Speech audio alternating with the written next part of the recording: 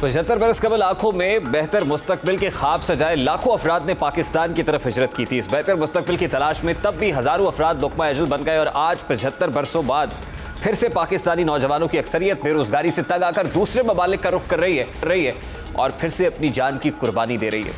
हर 2-4 माह बाद वतन अजीज से आंखों में बेहतर मुस्तकबिल का ख्वाब सजाए नौजवान गैर कानूनी तरीकों से बाहर का रुख करते हैं। कुछ खुशकिस्मत अपनी मंजिल पा लेते हैं, लेकिन इनमें से अक्सरियत मौत की आगोश में चली जाती है। हर बार एक सानेहा रुनमा होता है। अरबाब इख्तियार इस पर मातम खुदा होते हैं। 2-4 रोज बयानबाजी होती है, सख्त एक्शन लेने का ड्रामा अक्सबंद किया जाता है। दिन गुजरते हैं, मामला तब तक रफा दफा हो जाता है जब तक एक नया और इससे बढ़कर सानेहा नहीं रुनमा होता। कुछ अर्सा कबल भी तारिकीन वतन की एक कश्ती डूबी, सैकड़ों अफराद लुक़मा अजल बने। अक्सरियत पाकिस्तानी और इंडियंस की थी। हमने इसी तरह शोरो होगा किया और तब तक लंबी तान के सोए रहे कि जब तक नया हादसा नहीं हो गया। अब की बार यूनान के पानियों में 750 मुसाफिरों से भरी कश्ती सानेह का शिकार हुई है। ज़राए के मुताबिक इस कश्ती में भी 300 से 400 अफराद पाकिस्तानी थे। इस हादसे में अब तक 100 के करीब अफराद लुक़मा अजल बन चुके हैं। 104 अफराद अभी तक जिंदा बच जाने वालों में शामिल है, जिनमें 12 पाकिस्तानी हैं। बच जाने वालों के बयानात इस हादसे को नया रंग दे रहे हैं। वो बता रहे हैं कि मुबैना तौर पर यह कश्ती किसी कुदरती हादसे का शिकार नहीं हुई, बल्कि इसको जानबूझकर हादसे का शिकार किया गया है।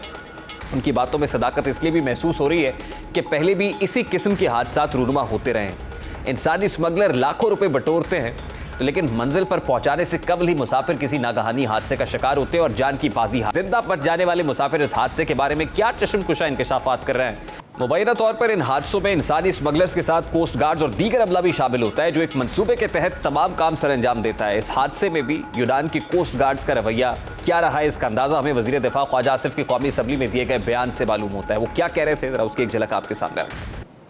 कल या परसों जो जुल्म किया यूनान की वहां पे कोस्ट गार्ड्स ने कि जब लोग डूब रहे थे उन्होंने इंटरवीन नहीं किया। यूनान की पब्लिक का वो जमीर जागा, उन्होंने प्रोटेस्ट किया इस बात के ऊपर। मेरा ख्याल है वक्त है, इलेक्शन से पहले हमारे पास 1.5-2 महीने हैं। इसमें हमें एक मुतहिद होके हुकूमत को और अपोजिशन को इसके ऊपर कोई ना कोई फौरी तौर पे एक्शन लेना चाहिए कि जो लोग इस कारोबार में मुलव्वस हैं उनके खिलाफ सख्त तरीन एक्शन हो।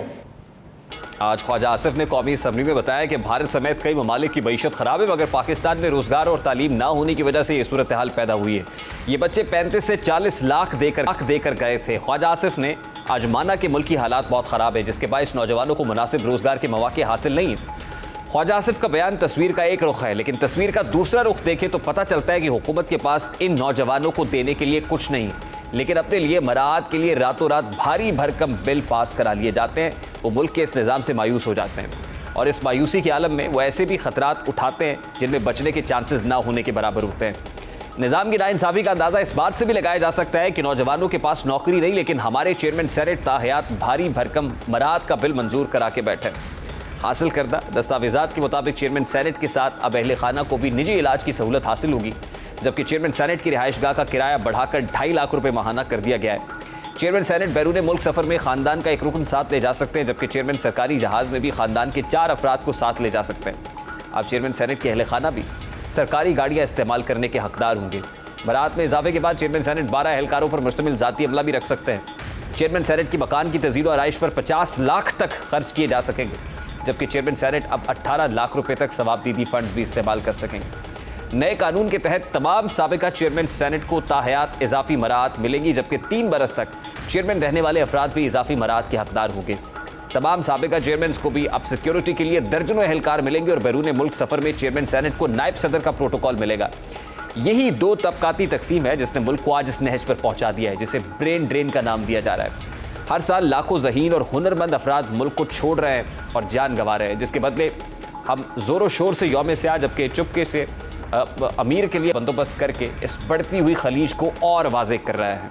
और एक गरीब आदमी, एक आम मतवसत तबके से ताल्लुक़ रखने वाला अरबाब इख्तियार से इस सवाल ही करता रह जाता है कि तुम आसमां की बुलंदी से जल्द लौट आना, मुझे ज़मीन के मसाइल पे बात करनी है। पीटीआई ज़ेर अताब है और ख़ास तौर पे चेयरमैन पीटीआई के राइट लेफ्ट जो लोग हैं अब उनके गिर्द भी घेरा तंग होता जा रहा है, सख्त होता जा रहा है। मुबैना तौर पर फराह गोगी के अकाउंटेंट का वीडियो मैसेज भी आज सामने आया है और उसके अंदर वो 70 करोड़ की ट्रांजैक्शन की बात कर रहा है कि किस तरह करोड़ों की रकम उनके पास आती थी और फिर उस अकाउंट से बराह रास्त फराह गोगी के अकाउंट में ट्रांसफर कर दी जाती थी। इस स्टेटमेंट में क्या देखा और सुना जा सकता है? चेयरमैन तहरीक इंसाफ के सितारे गर्दिश में है, लेकिन इतने भी नहीं कि वो मुकम्मल तौर पर जेरे अताब आ जाए जैसे उनसे पहले के सियासतदान आते थे। बानी तहरीक इंसाफ के खिलाफ दर्जनों मुकदमात जेरे समात है, लेकिन चंद घंटों के अलावा उनकी किसी केस में गिरफ्तारी नहीं हुई। आज भी वो अपने ऊपर कायम 19 मुकदमात में इस्लामाबाद की मुख्तलिफ अदालतों में पेश हुए और तमाम तर मुकदमात में उन्हें रिलीफ मिल चुका है। माजी में देखें तो ये जो सलूक इस वक्त बानी तहरीक इंसाफ के साथ रवा रखा जा रहा है, उसका अशरे शीर भी किसी रहनुमा को नसीब ना हुआ। उनके दौर में जब भी कोई इदारा उनके खिलाफ हुआ तो पूरे का पूरा सिस्टम उनको बाहर निकाल फेंकने में मसरूफ हो गया और तब तक सांस ना लिया जब तक उनको मुकम्मल तौर पर आउट ना किया जा सका। इसके बरखिलाफ बानी तहरीक इंसाफ 9 मई जैसे शरपसंद इक़दामात के बावजूद ना सिर्फ आज़ाद है बल्कि उनको तमाम मुकदमात में रिलीफ हासिल है। बानी तहरीक इंसाफ अब भी रोज सोशल मीडिया का सहारा लेकर इल्जामात की बौछार कर रहे हैं, लेकिन हुकूमत उनके इल्जामात का मौसर जवाब देने में नाकाम है।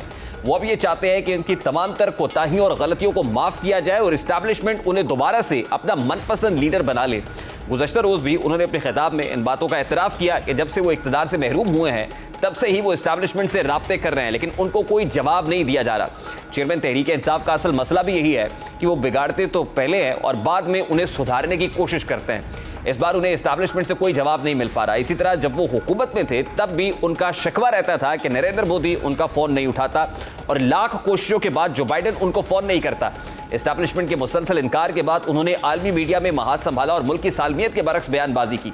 लॉबिंग के जरिए गैर मुल्की इस्टेब्लिशमेंट के जरिए मुल्की इस्टेब्लिशमेंट पर दबाव डाला, लेकिन उन्हें अब मकामी के साथ साथ आलमी तौर पर भी रुसवाई का सामना है। तमाम तर लॉबिंग, दहाइयों, मिन्नतों और तरलों के बावजूद आलमी जरीदों ने इमरान खान के मौक़िफ़ को सही मानने से इनकार कर दिया। अब हालात ये हैं कि चेयरमैन पीटीआई का बयानिया गैर मुल्की मीडिया के सामने भी गैर मकबूल होना शुरू हो गया है। रूस के सबसे बड़े मीडिया हाउस आरटी ने भी चेयरमैन पीटीआई से उनके बयान के बरक्स सवालात किए और पूछा है कि चेयरमैन तहरीक इंसाफ कभी कहते हैं कि मेरे खिलाफ अमेरिका की साजिश थी, कभी जनरल बाजवा का नाम लेते हैं। वो खुद नहीं समझ पा रहे कि उनके साथ हुआ क्या है, वो उलझन का शिकार है। मीडिया हाउस ने सवाल पूछा कि क्या कोई ऐसा शख्स पाकिस्तान चला सकता है?